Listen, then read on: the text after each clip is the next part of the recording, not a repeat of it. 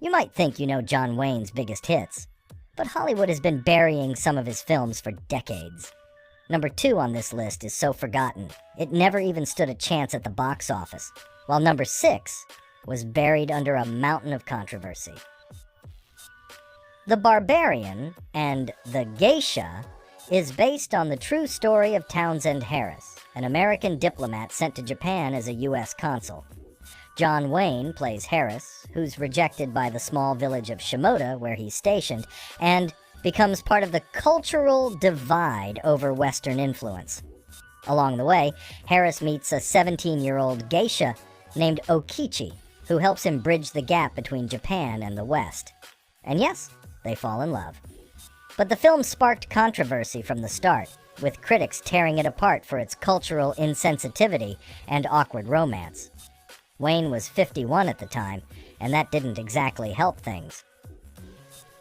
In Tycoon, John Wayne plays Johnny Monroe, an American engineer hired to construct a tunnel through the Andes. Along the way, he falls for his boss's daughter, Mora, but faces a ton of challenges, from the job itself to convincing her father, who also happens to be his boss, that he's worthy of her.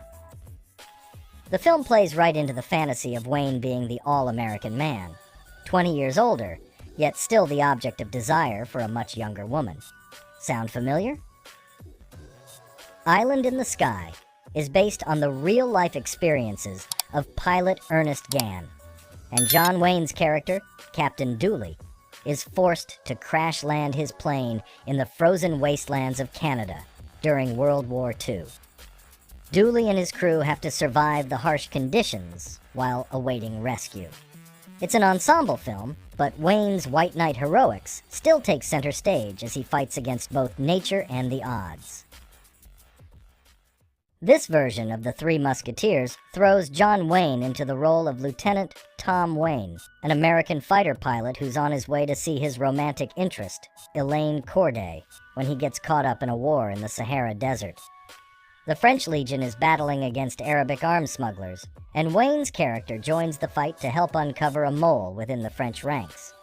Like many of his films, it's all about glorifying American militarism, with Wayne as the ever-heroic figure leading the charge. In Allegheny Uprising, John Wayne leads a group of colonial rebels to uncover who's been supplying Native American tribes with weapons. His character, Jim Smith, suspects a traitor in their midst, but has no proof. The film taps into the typical American fantasy of fighting the British and colonizing native lands, with Wayne once again fitting perfectly into the White Knight trope. With a budget of $696,000, the film barely made a profit.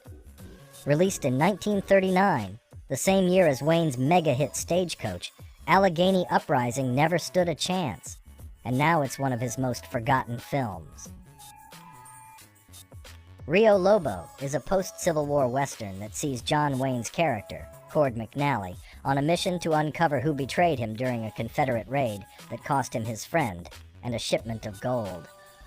As McNally tracks down the traitors, the film explores themes of loyalty and betrayal in the American West. Directed by Howard Hawks, this was the final film in his trilogy of westerns, but by 1970, Wayne was playing to an American culture that had largely moved past him. Rio Lobo was a box office flop, and the following year, Wayne would make his infamous comments in Playboy